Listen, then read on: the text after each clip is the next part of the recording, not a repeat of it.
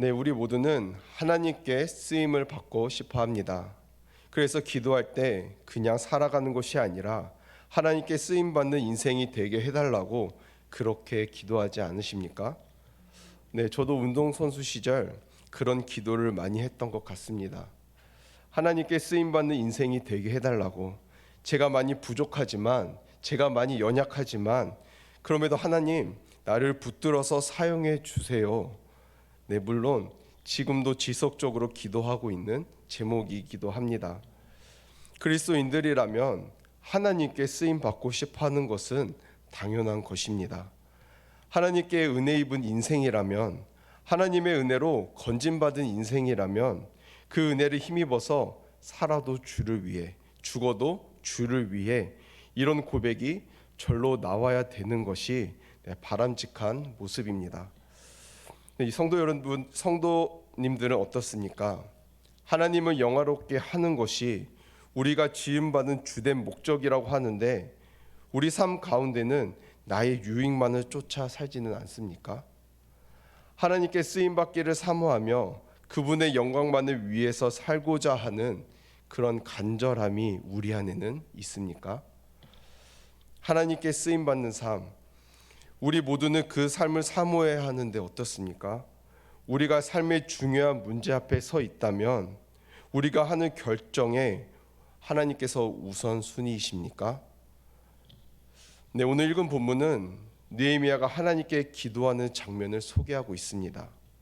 모두가 잘 알다시피 느헤미야는 이 예루살렘의 무너진 성벽을 며칠 만에 재건했습니까? 52일 만에 재건한 위대한 사람입니다. 한마디로 하나님께 쓰임받은 구약의 대표적인 인물이라고 할 수 있습니다.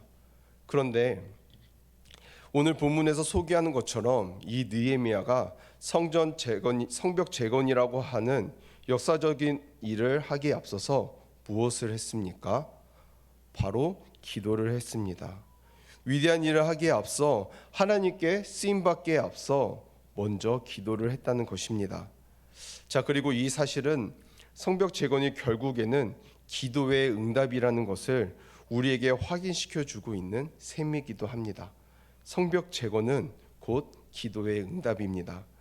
그렇다면 하나님께 쓰임 받는 자는 어떻게 기도하는지 오늘 본문에 기록된 느헤미야의 기도를 통해 한번 살펴보도록 하겠습니다.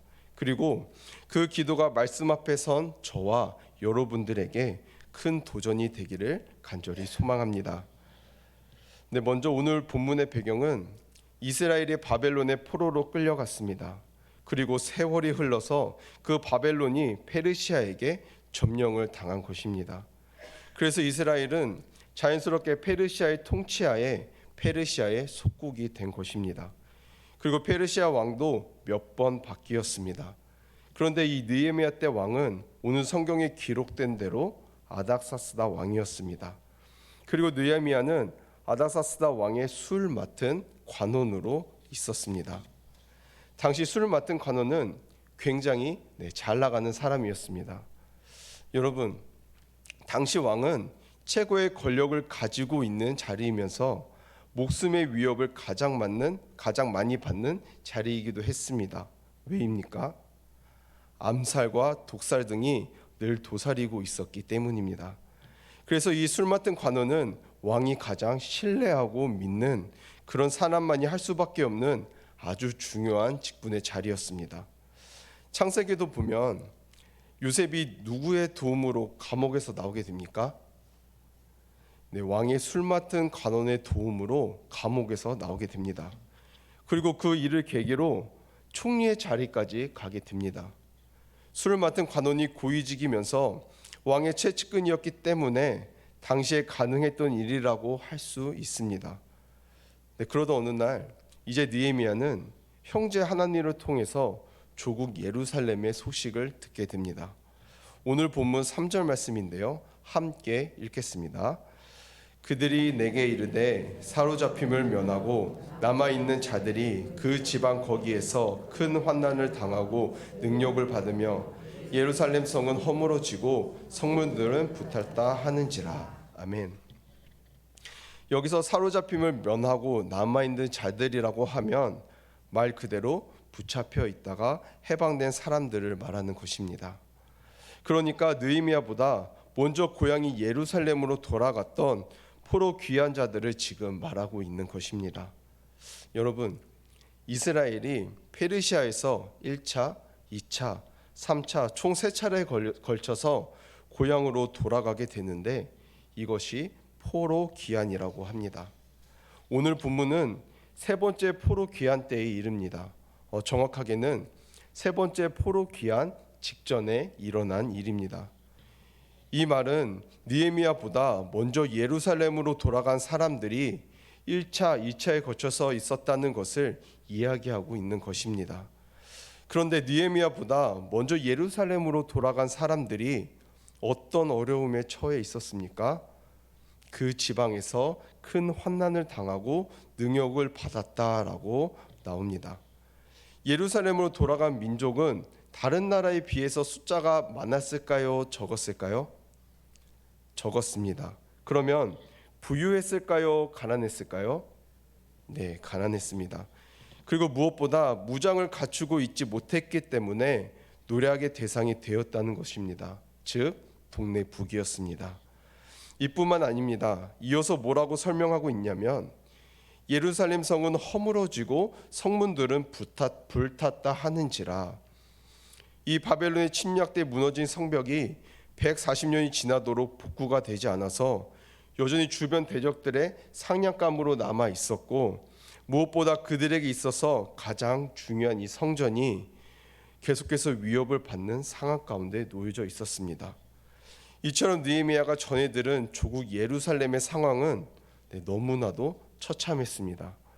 더구나 동족들은 환난을 당하고 능욕을 받고 있는데 자신은 궁에서 호의호식을 하고 있으니까 이 느헤미야 마음이 굉장히 불편했을 것입니다. 그래서 그 소식을 들은 느헤미야가 어떻게 반응을 합니까? 네, 오늘 본문 4절 말씀입니다. 4절 말씀 함께 읽겠습니다. 내가 이 말을 듣고 앉아서 울고 수일 동안 슬퍼하며 하늘의 하나님 앞에 금식하며 기도하여. 아멘. 어떻게 반응했습니까? 기도로 반응했습니다. 곧바로 왕을 찾아가지도 않고 자신의 위치에서 할 수 있는 그 어떤 영향력도 행사하지 않고 바로 기도로 반응했습니다. 동족의 어려움을 외면하지 않고 즉각 누구에게로 나아간 것입니까? 바로 하나님께로 나아간 것입니다.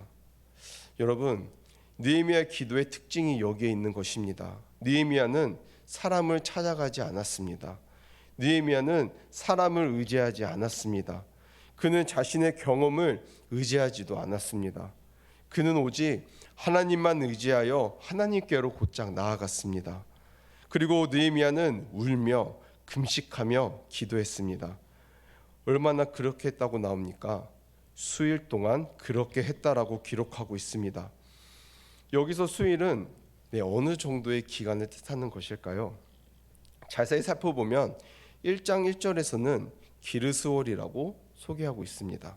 그리고 2장 1절 보시면 우리가 읽지 않았지만 니사원이라고 이렇게 기록되어져 있습니다. 기르스월과 니사론의 간격은 한 4개월 정도입니다. 그러니까 느헤미야는 하루 이틀 잠깐 금식하면서 기도한 것이 아니라 4개월 동안 꾸준히 하나님 앞에서 울고 금식하며 기도했다는 것입니다. 여러분, 우리도 어려움과 문제가 생겼을 때 느헤미야처럼 가장 먼저 하나님 앞에 나아가야 됩니다. 이것저것 다 해보고 안 될 때 하나님 앞에 나아가는 것이 아니라 이것도 시도해보고 또 저것도 시도해보고 다 안 될 때 역시 하나님 앞에서 기도하는 것밖에 없구나 해서 하나님 앞에 나오는 것이 아니라 가장 먼저 최우선으로 하나님을 찾아야 되는 것입니다. 그리고 내 생각보다 빨리 응답되지 않는다 하더라도 신실하신 그 하나님을 신뢰하며 꾸준히 기도할 수 있어야 합니다. 느헤미야가 얼마 동안 기도했다고 했습니까? 4개월 동안 기도했습니다. 100일이 넘는 기간 동안 기도를 하고 또 하면서 하나님의 선한 인도하심을 기다렸다는 것입니다. 기도하는 것보다 인간적인 대책을 마련하는 것이 더 현실적이라고 생각할 수 있지만 느헤미야는 하나님이 현실임을 믿고서 그렇게 알고 있었던 것입니다. 저와 성도님의 삶 속에서도 인간적인 대책을 마련하는 것이 현실이 아니라 하나님이 현실임을 고백하는 은혜가 있기를 원합니다. 그러면 우리는 가장 먼저 누구를 찾아야 합니까? 하나님을 찾고 하나님의 때를 기다리면서 꾸준하게 그리고 성실하게 기도하는 성숙함이 저와 여러분들 가운데 있기를 바랍니다. 이번에는 느헤미야가 드린 기도의 내용을 한번 살펴보도록 하겠습니다. 5절 말씀을 보시겠습니다. 이르되 하늘의 하나님 여호와 크고 두려우신 하나님이여 주를 사랑하고 주의 계명을 지키는 자에게 언약을 지키며 긍휼을 베푸시는 주여 간구하나이다. 아멘. 방금 읽은 내용은 느헤미야 기도의 앞부분입니다. 그런데 어떤 기도를 하고 있습니까? 하나님의 성품에 호소하는 그런 기도를 하고 있습니다. 구체적으로 어떤 성품이라고 할 수 있을까요? 이스라엘과 하나님과의 약속에서 포함된 바로 하나님의 성품입니다. 이스라엘과 하나님의 그 약속에서 표현된 하나님의 성품을 근거로 하나님께 자비를 구하고 있습니다. 여기서 하늘의 하나님은 하나님의 창조주 되심을 선포하고 있는 것입니다. 그리고 크고 두려우신 하나님은 하나님의 능력을 선포하고 있는 것입니다. 언약을 지키시며 긍휼을 베푸시는 주여, 이 대목에서는 하나님의 신실하심을 선포하고 있는 것입니다. 이스라엘과 언약적 관계이신 하나님께 지금 하나님은 창조주시며 하나님은 능력이 많으신 분이시며 하나님은 언약을 반드시 지키시는 신실한 분이십니다 라고 기도를 하고 있는 것입니다. 이 내용을 보면 느헤미야가 참 지혜로운 사람이 확실한 것 같습니다. 느헤미야가 이렇게 기도를 하는데 하나님께서는 어떻게 이 기도를 안 들어주실 수 있으실까요? 성도 여러분, 우리도 느헤미야처럼 기도해야 합니다. 하나님께서는 우리를 너무나 사랑하십니다. 믿으십니까? 네, 아멘. 느헤미야는 하나님의 끝없는 사랑과 용서의 하나님이신 것과 그리고 약속을 신실하게 지키시는 그 하나님의 성품을 알고 느헤미야는 기도했습니다. 무엇이든지 구하면 하나님께서는 들어주십니다. 잠깐 저의 이야기를 하겠습니다. 저는 저희 부모님과의 약속 그리고 아내와의 약속은 정말 최선을 다해서 지키려고 노력합니다. 그런데 지키지 못할 때가 더 많이 있습니다. 한 가지 예로 아내가 밤에 산책을 나가자고 하면 시간도 늦었고 솔직히 조금 귀찮을 때가 있어서 자기야 다음에 산책을 가는 건 어때? 라고 할 때가 있습니다. 그때 아내가 저에게 뭐라고 말하냐면 아니 오빠 나랑 산책한다고 약속했잖아. 왜 약속 안 지켜? 라고 하는 것입니다. 저는 당황스러운 이 마음을 부여잡고 곰곰이 생각을 합니다. 내가 언제 그런 약속을 했지? 라고요. 그래서 제가 전날에 핸드폰을 하고 있는데 아내의 말을 잘 듣지도 않고 응 알겠어 라고 스쳐 지나가듯이 그냥 그 순간만을 지나려고 말한 적이 있는 것입니다. 일단 제가 산책을 간다라고 약속을 했습니다. 그럼 요즘 말로 이것을 뭐라고 말씀하냐면 빼박이라고 합니다. 이 말이 뭐냐면 빼도 박도 못한다는 뜻입니다. 시간이 늦던 깜깜해서 길이 안 보여도 이건 무조건 산책을 같이 나가야 되는 것입니다. 왜 그럴까요? 하나뿐인 사랑하는 아내와 한 약속은 반드시 지켜야 되기 때문입니다. 그리고 이것이 제가 살아가는 방법입니다. 여러분, 우리도 기도할 때 하나님의 성품에 호소하면서 자비를 구하시는 우리 성도님들이 되기를 바랍니다. 아멘. 이어서 느헤미야가 어떻게 기도를 하고 있는지 알아보겠습니다. 느헤미야는 지금 회개의 기도를 하고 있습니다. 그런데 자세히 살펴보시면 우리가 흔히 알고 있는 그런 회개의 내용과는 조금 다른 것 같습니다. 6절 말씀을 보시겠습니다. 우리 이스라엘 자손이 주께 범죄한 자들을 자복하오니. 네, 이게 무슨 기도입니까? 조상의 죄를 자신의 죄로 여기는 기도를 하고 있는 것입니다. 공동체의 죄를 자신의 죄로 여기고 있는 기도입니다. 여기서 우리가 놓치지 말아야 할 것이 있습니다. 느헤미야가 유대에서 태어나서 포로로 끌려간 사람이 맞습니까? 아닙니까? 아닙니다. 포로로 잡혀와서 태어난 사람입니다. 요즘으로 치면 느헤미야는 이민자인 것입니다. 그런 느헤미야가 얼굴도 모르는 조상들의 죄를 자신의 죄로 여기고 회개했다라는 것입니다. 그리고 한 번도 가보지도 않은 예루살렘의 상황을 듣고 마치 어릴 때 그곳에서 살았던 사람인 것처럼 반응을 하고 애통해하고 있습니다. 지금 느헤미야가 보여주고 있는 이 반응이 당연한 것이 아니라 이게 가능할까 싶을 정도로 신기한 모습인 것입니다. 느헤미야는 자기와 전혀 상관없는 조상들의 죄를 자신의 죄로 여기면서 기도했습니다. 죄를 지은 사람들에 대해서 비난을 하지도 않았습니다. 현재 예루살렘이 처해 있는 비참한 상황에 대해서 불평하지도 않았습니다. 오히려 이스라엘 죄를 자신과 연결시켜서 눈물로 회개를 했다는 것입니다. 네, 사랑하는 성도 여러분, 네, 지난 전체 숙소주일 정말 많은 성도님들이 교회에 나오셨습니다. 그래도 우리 주변에 보면 아직 교회를 나오지 않는 분들이 많이 있습니다. 계속해서 우리는 그들을 위해 기도를 해야 합니다. 느헤미야가 조상들의 죄를 자신의 죄로 여기고 회개했던 것처럼 교회에 나오지 않는 성도들을 위해 간절한 마음으로 사랑으로 계속해서 기도해야 합니다. 이어지는 내용을 보면 느헤미야가 어떻게 기도를 하고 있습니까? 6절 말씀을 보시겠습니다. 주는 귀를 기울이시며 눈을 여시사 종의 기도를 들으시옵소서라는 표현을 쓰고 있습니다. 느헤미야가 어떤 기도를 하고 있냐면 말씀을 붙들고 기도했다는 것을 보여주고 있는 것입니다. 말씀을 붙들고 기도했습니다. 제가 방금 읽어드린 이 말씀이 어디에 기록된 말씀이냐면 열왕기상 8장 52절 말씀을 보시겠습니다. 제가 읽겠습니다.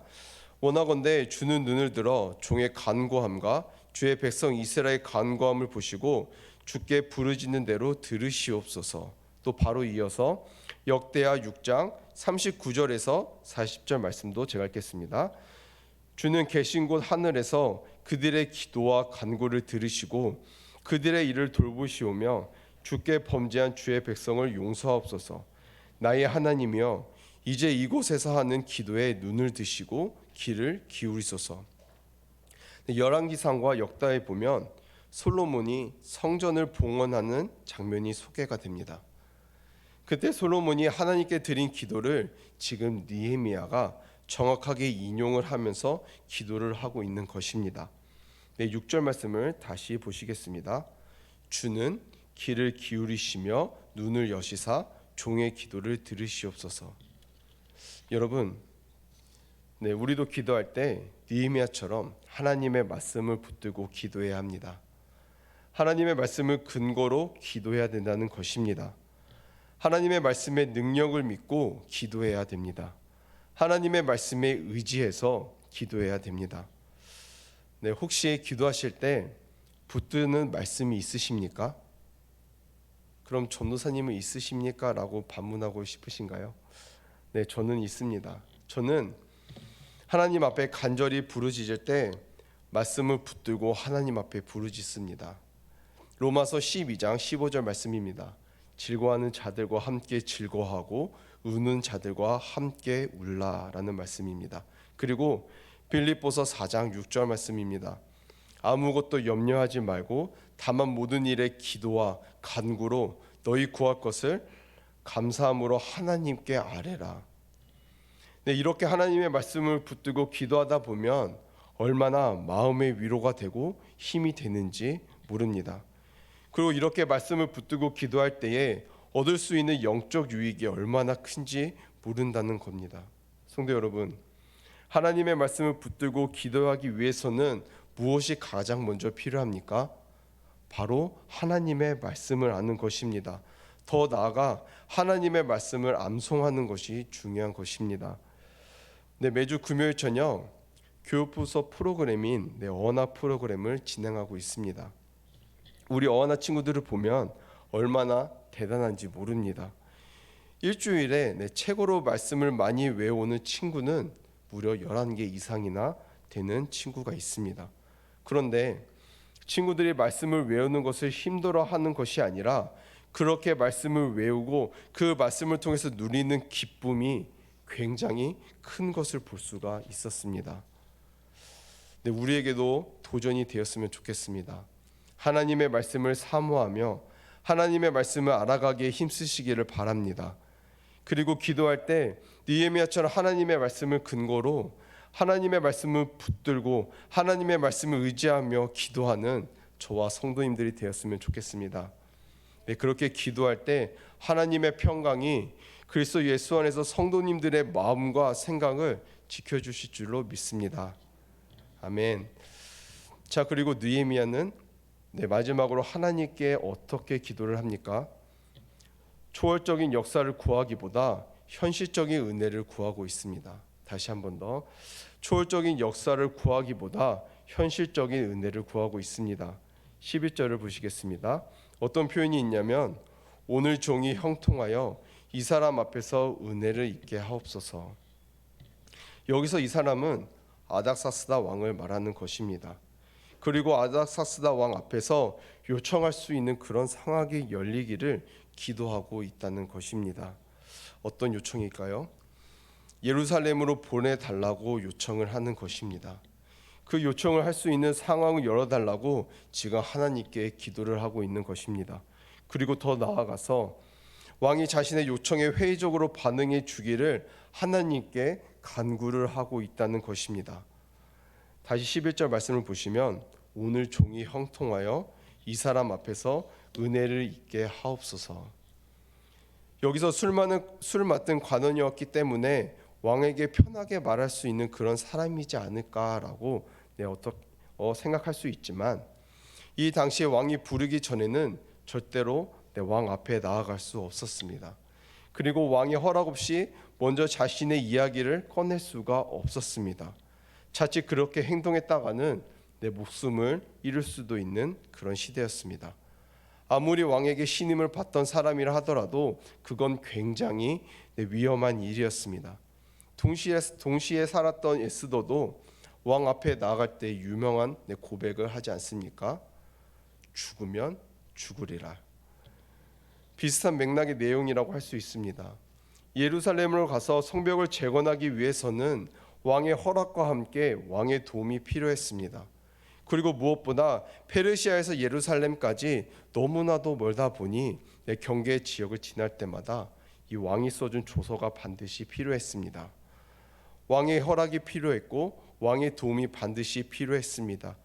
이 사실을 인지하고 있었던 느헤미야가 하나님께 먼저 기도를 하고 있었다는 것입니다. 이처럼 느헤미야는 그저 감정적으로만 열정만을 가지고 기도한 것이 아닙니다.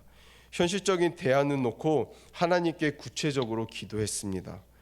느헤미야는 하나님께 초월적인 역사를 구하지도 않았고 하나님도 느헤미야를 초월적인 방법으로 들어 사용하시지 않았습니다.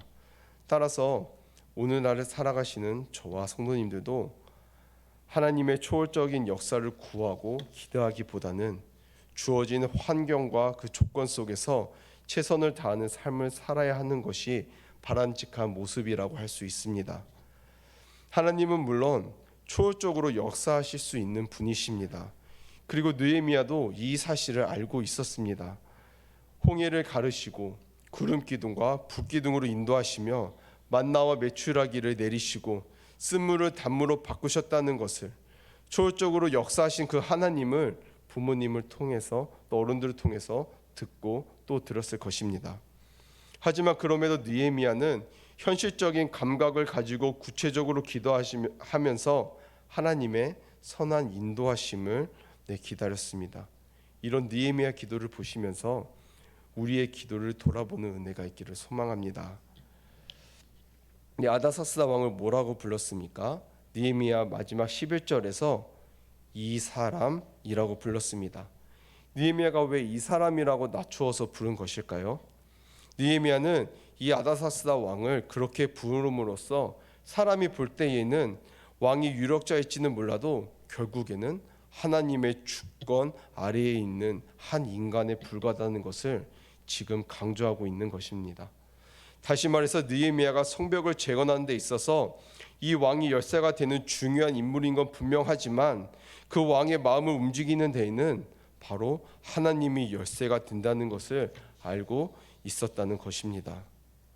결국 모든 주권은 아닥사스다 왕이 아니라 역사의 주관자이신 하나님께 있다는 것이고, 느헤미야가 예루살렘으로 가고 못 가고의 문제는 전적으로 하나님께만 달려 있음을 강력하게 암시하고 있는 표현입니다. 네, 우리도 하나님 앞에 기도할 때에 먼저 현실을 직시하고 구체적으로 기도할 수 있어야 합니다. 그리고 더 나아가서 모든 일은 전적으로 하나님의 주권 아래에 있다는 그 믿음을 가지고 기도해야 합니다. 하나님의 역사의 주관자시며 오직 하나님만이 하실 수 있는 일이라는 믿음의 고백으로 나아가야 된다는 것입니다. 네, 말씀을 마무리하겠습니다. 오늘 저와 여러분들은 하나님께 쓰임받은 사람은 어떻게 기도하는지 이 느헤미야 1장에 기록된 내용들을 함께 살펴보았습니다. 말씀에 비추어서 우리의 모습을 돌아보고 무엇보다 그동안 하나님 앞에서 어떻게 기도를 했었는지를 점검해 보는 그런 은혜가 있었으면 좋겠습니다. 오늘 들은 말씀을 우리의 삶에 적용하고 우리 공동체 가운데 적용을 해서 보다 더 하나님과 깊어지는 은혜가 있기를 원합니다. 더 나아가 느헤미야처럼 혼탁한 시대 가운데 구별되어 하나님께 쓰임받는 저와 우리 성도님들이 되시길 간절히 소망합니다. 기도하시겠습니다. 네, 사랑이 많으신 하나님 아버지, 오늘 말씀을 묵상하게 하시니 감사합니다. 오늘 말씀처럼 느헤미야처럼 혼탁한 시대가 가운데 우리가 살더라도 하나님께 쓰임받는 인생이 되게 하시고 늘 기도하며 늘 말씀에 묵상하며 주님의 말씀에 순종하는 저와 성도님들이 되게 도와주세요. 예수님의 이름으로 기도합니다. 아멘.